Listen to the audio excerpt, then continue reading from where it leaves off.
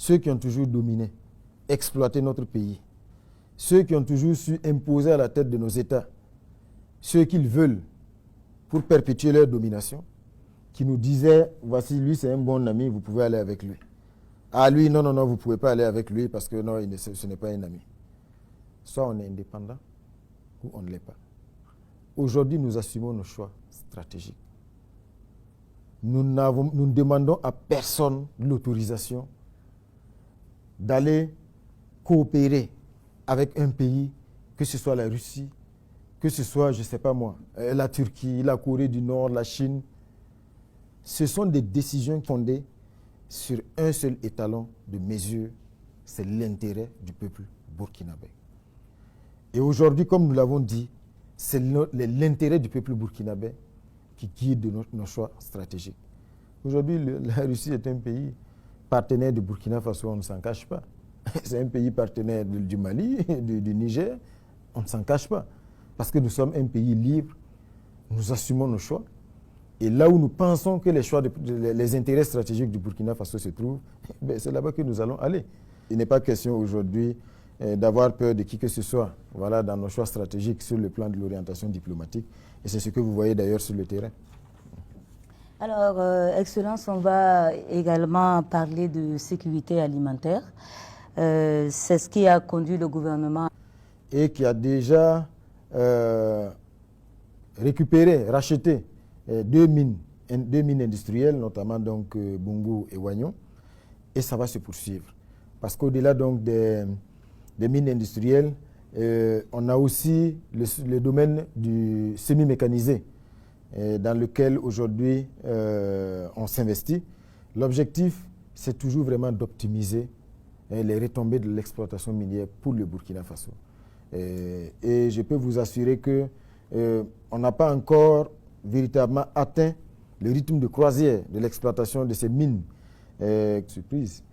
Et nous avons donc découvert cette déclaration qui ne s'appuie sur aucun rapport. Et on est d'autant plus surpris que cela vient d'un général qui a plutôt vocation à gérer des questions militaires, notamment donc l'US Africom, dont il est le patron. Donc c'était vraiment une grande surprise. Et ce qu'il faut dire déjà, c'est que ça n'a aucune chance de prospérer, cette manipulation. Parce que tout simplement, quand vous prenez le Burkina Faso aujourd'hui, grâce à la vision du chef de l'État dans le domaine de la production aurifère, ce qui se passe, c'est du jamais vu. Pour prendre l'exemple de l'année qui s'est achevée, 2024, la Société nationale des substances précieuses, SONASPE, a collecté plus de 8 tonnes d'or en 2024. Le premier trimestre 2025, nous sommes à plus de 11 tonnes d'or déjà collectées. C'est une société d'État. Et aujourd'hui, la question qu'il faut se poser, parce que ces quantités d'or énormes qui sont collectées sont issues en grande partie de l'exploitation artisanale. Posez-vous la question, où est-ce que cet or partait? Et nous sommes convaincus que ces volumes d'or collectés au Burkina Faso sont encore, les marges de progression sont encore importantes. Donc il faut se demander déjà, alors toute cette quantité d'or, par quel circuit elle quittait le Burkina Faso? Aujourd'hui, tout est mis en œuvre pour que l'or du Burkina Faso profite au Burkina Faso. Pour la première fois, on est engagé dans un processus de constitution d'une réserve d'or au Burkina Faso. Et c'est pendant donc que tout ce travail est fait et produit des résultats significatifs visibles par le peuple burkinabé qu'il y a eu donc cette déclaration mensongère de la part d'un général qui cache mal sa volonté de manipuler et de diaboliser. Il vous souviendra, et nos aînés nous le disent, sous la révolution de Thomas Sankara, je pense que Thomas Sankara était victime de la même manipulation à une certaine époque. On l'a accusé de tous les péchés d'Israël, accusé d'enrichissement illicite et tout, tout cela participait d'une volonté de le diaboliser, de manipuler les opinions et pour créer les conditions favorables pour ce qui s'est passé. Donc, est-ce que ceci explique cela? Nous n'allons pas dire tout de go que c'est de cela qu'il s'agit, mais nous sommes convaincus d'une chose, cette déclaration du général américain, elle n'est pas anodine, mais aujourd'hui vous voyez toute la réaction, tout le tollé que cela a suscité. C'est une déclaration qui n'a aucun lien avec la réalité sur le terrain, et ce général ferait mieux de s'occuper des questions militaires, parce qu'en termes de manipulation, il brille par sa médiocrité. Excellence, le président du Faso annonçait tout dernièrement que le Burkina Faso allait construire 3 000 à 5 000 routes par an. Non, il est clair aujourd'hui que tout cela participe de ce que nous avions décrit en début d'entretien, à savoir donc cette manipulation. Aujourd'hui, comme vous l'avez effectivement remarqué, il y a beaucoup de fake news. Mais la meilleure manière de combattre ces fake news, c'est d'ériger les barrières dans l'esprit des citoyens burkinabés. Que chaque Burkinabé ait du recul par rapport à ce qui est distillé sur les réseaux sociaux. Parce que très rapidement, on prend l'entête d'une institution et voilà, on met un communiqué qu'on jette sans source. Je pense qu'il y a des actions de sensibilisation qui sont en cours pour que les citoyens comprennent que quand on vous dit qu'une institution a publié une information, le premier des réflexes, c'est d'aller sur la page de l'institution pour vérifier effectivement si la source est avérée. Donc, il faut une éducation vraiment aux médias aujourd'hui. Il faut renforcer cela.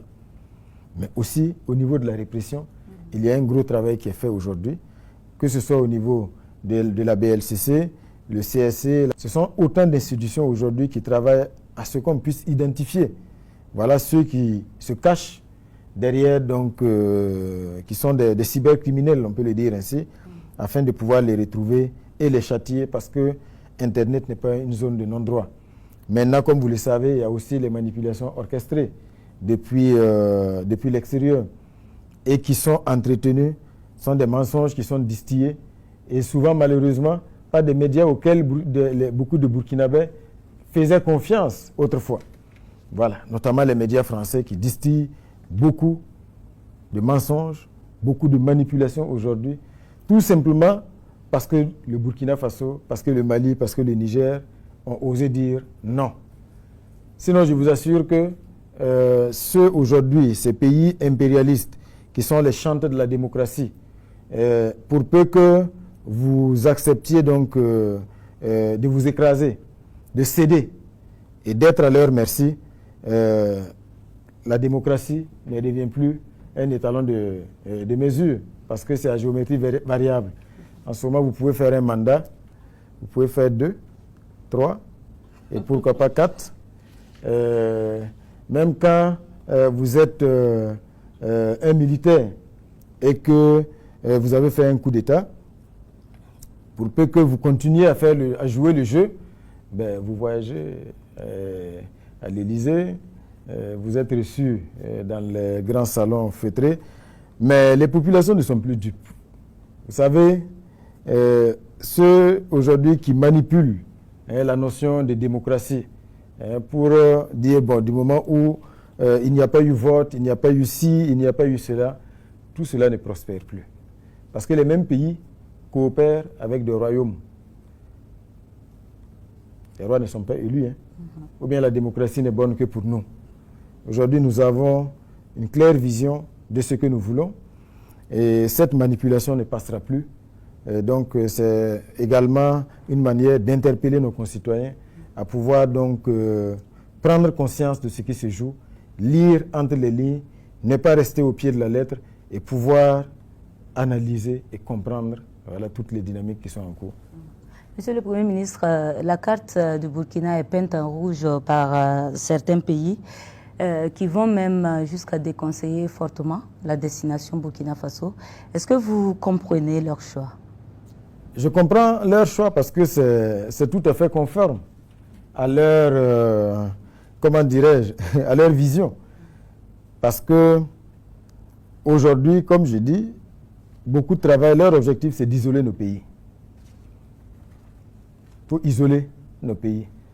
Ce n'est pas pour dire qu'au Burkina Faso, nous ne faisons pas face à une crise sécuritaire. Mais le peuple burkinabé est debout.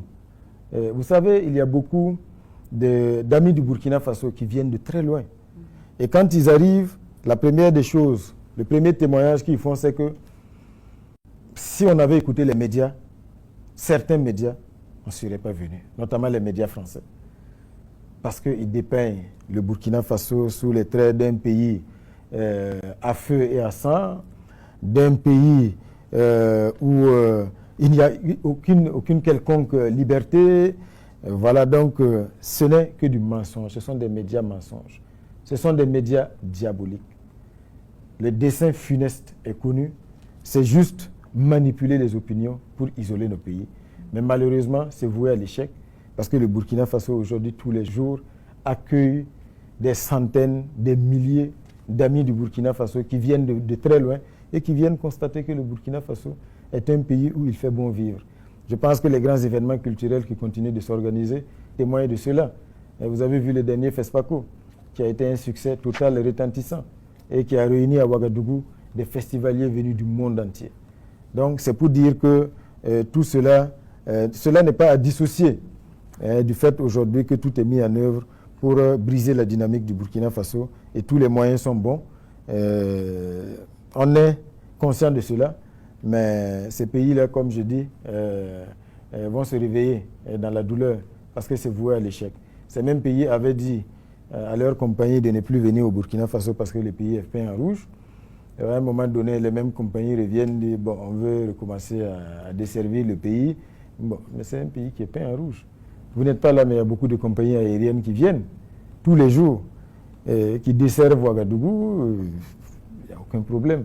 Je pense que ce sont eux aujourd'hui qui se rendent compte aujourd'hui qu'ils sont pris dans leur propre piège et les choses vont aller toujours ainsi.